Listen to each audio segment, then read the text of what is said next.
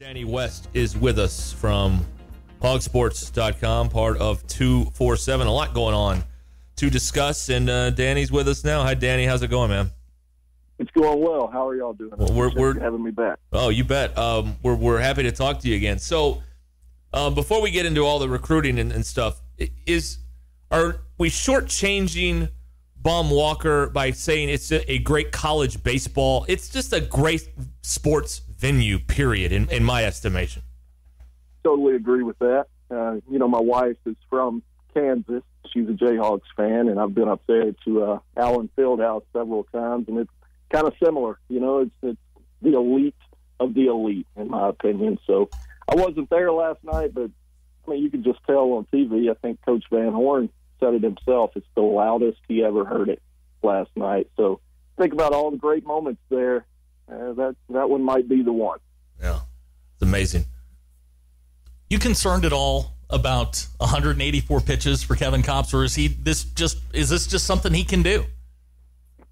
He's like a machine, ain't he? A little bit. At some point, guys, they need somebody to help him out, and we've seen it here and there. But I think Lockhart and Bolden, Costu, I don't know, Monk and Toll, all of them. Somebody's got to step up. I think Connor Nolan, he's been up and down here and there, but Sunday in the loss, I thought he really pitched well. So maybe that's a sign of things to come. Maybe he can step up, but you got to help him out, man, especially if you get to Omaha, which first you got to beat NC State, right? But if you get up there and you lose a game, now I think you're really worried. And Kopps isn't available for whatever reason. Yeah, that would concern me big time until we see somebody step up and just be that second, third guy at this point, But you can't put it all on this guy every single weekend and expect that to maintain. So, yeah, there would be a little bit of concern there for me. Are you amazed at people that are talking about this? Because this is not, I think we'd all agree the big sports here are football and men's basketball. Those are the big draws. Websites measure it, ratings, all that stuff. But I saw the governor tweet about a Razorback baseball game yesterday, and I don't think I've ever seen anything like that before. You know what I mean? Yeah, my wife has gotten into it. My friends' wives, they all watch the baseball games now. So yeah, it's grown tremendously. I remember when I first moved up here. 2004-ish from South Arkansas, and I was actually there the day Brady Toops hit that home run against Florida State, I think.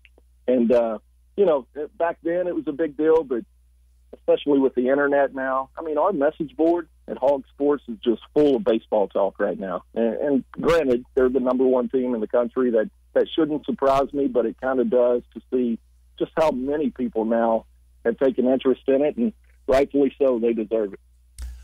So news today around the other sports. One of them is that Eric Musselman has dipped into the transfer portal again. One scholarship still available. What's the plan here with the extra scholarship? What can you tell us about what he got today?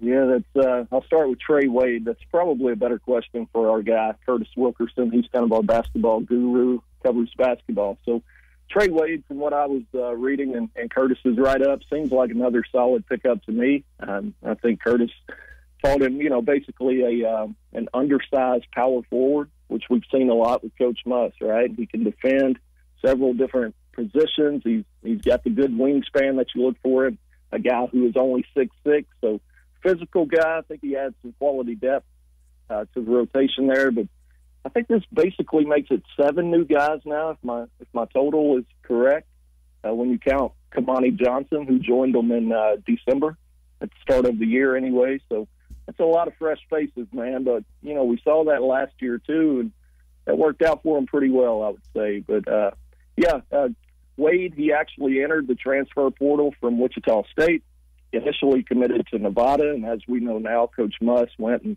hired one of his former assistants from Nevada, opened up an opportunity here for Wade to follow him. And I think Georgia Tech, Cincinnati, Minnesota, Vandy, Penn State, Xavier, and Western Kentucky were his other options coming out of the transfer portal. So seems like a good pickup again. We're talking with Danny West from HawgSports.com here on Ruscin and Zach. So I'm interested in what looks like to me, and I don't follow recruiting as closely as a lot of fans do, but it seems like building a roster 15 years ago used to be, okay, well, you get this class, and then when this class is juniors, that's when you start to see some big rewards. But now it seems like there's 30 new guys in football every year. There's 8 new guys in basketball every year, and that's just kind of the way it is now. Is this the new normal, I guess, for recruiting and for college athletics? I think we better get used to it, buddy, and unless they change the rules. And, very rarely do we see rule changes go backwards. Once they try something and it's set in stone, that you just kind of got to get used to it. So, yeah, there's good and bad with everything, and I think we're seeing some of that with the transfer portal. A lot of these guys, man, I don't know, they kind of get their feelings hurt at practice one day and they want to transfer. I mean, I understand some of that is pretty frustrating for me, from my perspective, but it's just the way it is, buddy. A lot of guys have very valid reasons to transfer, and one of which is just, hey, I want to go win, That's what it comes down to, right? And Muss has capitalized on that, kind of made his name in the transfer portal as kind of the go-to guy for that, so more power to him. Yeah, I was talking with Mike Neighbors a couple of weeks ago, and he's, he was telling me, like, I asked him a couple of questions about, the portal. Is it beneficial? Is it, is it hurting teams' programs? He said, look, it's something that, like you said, you just have to get used to. But he said one of the things now that coaches have to 5 years ago you didn't have to worry about is roster management. Is at the end of every season, you're literally taking your roster going, okay, we know these people will be here, these people won't, and you've got to start filling more slots, and it's not just recruiting anymore. Yeah. There's a lot to that. I totally agree. And, with that, a lot of the recruits who may have been borderline coming out of high school, now they've got to drop a level, right? So it impacts more than just current players and the current roster. I mean, when I talk to kids right now, some of these guys could probably play here, but eventually may not have a spot here because of so many transfers that came in, right? So a lot of different aspects to it, a lot of moving parts. Like I said, there's good and bad with it. There are times when I love it, especially watching what Coach Muss does in the transfer portal. And we've seen Coach Pittman here recently in his short time here. He's brought in quite a few, if you think about it. So from that dynamic, yeah, it's interesting for me to follow. I would say it's probably a little tougher from a recruiting writer standpoint because, I'm kind of used to getting to know the kids when they're in 10th, 11th grade and following for like 6 years consecutively, right? But everything's a little different now. You meet a lot of different people with the transfer portal. Might want to cancel that vacation this summer, right?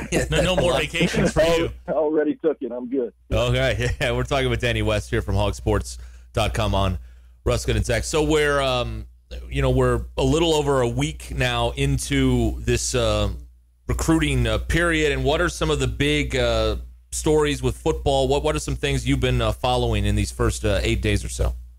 Sure. Yeah, I think they're coming off a really good weekend. That was their first one in about 15 months, I want to say, Derek. So no commitments came out of that, but, I think it was a successful weekend. They've got a couple of guys that may not have committed while they were on campus, but I think could jump on board later this summer, so keep an eye on that. I think you would prefer to have gotten a few on to go ahead and jump in the boat this week, but that's okay. What people have to understand is, it has been about 15 months since these kids have been anywhere. And, here it is in June. They've scheduled a full month of visits when things open up. And, they want to take those and more power to them for wanting to do that because so many guys last year never got that chance, right? So just to name a few, I think Anthony Brown, defensive back out of Milan, Tennessee, defensive lineman, Tamawa Durajaye from Middletown, Delaware, tight end Tyrus Washington.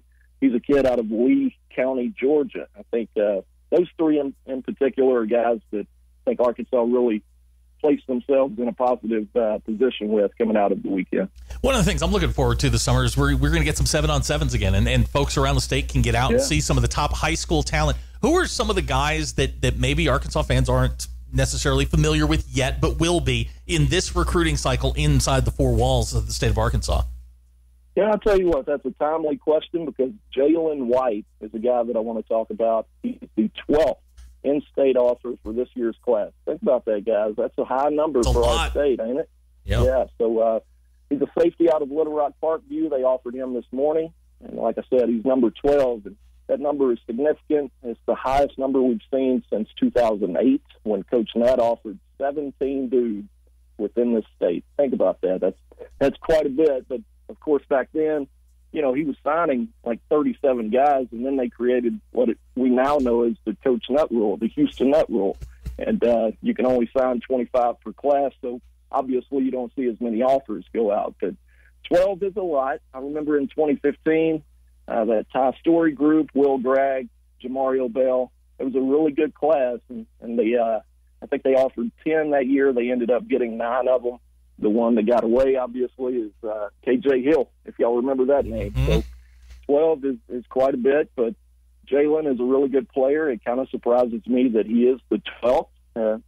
In my view, I probably would have offered him as one of the first 5 or 6, So really versatile guy, 6'3", 210.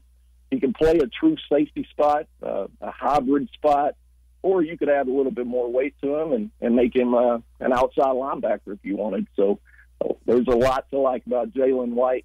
I would recommend people go out and watch his film. I want to ask you about Isaiah Satanga. He's committed to A&M. He took he was on campus. It just seems like I don't know. I don't want to say lost cause because that's probably not the right word here. But I mean, with all of the things surrounding him, his father included in the mix here, this just seems like he's headed to College Station regardless. Yeah, I think a lot of people, if you don't follow recruiting on a daily basis, which is okay if you don't, I think a lot of people only see Fayetteville, Arkansas, 4-star, right? And they assume, well, we've got to have it. Well, this kid's from Texas. As you mentioned there, his connection with the university was through his father, who is, from my understanding, no longer coaching at the U of A, so for the track team. So, man, I don't know if it's a lost cause. They're really recruiting him heavily. I think they feel like they've got a pretty good shot, but just seems to me Texas A&M may be really tough to beat here. Isaiah's a really good kid. I think it's just about wanting to get back closer to what he calls home, and hey, that's his right. Yeah. All right, good stuff as always. Danny West, HawgSports.com, with us here on Ruscin and Zach. Thanks, Danny. We appreciate it. You bet, man. Thank y'all. All right, Danny West with us here on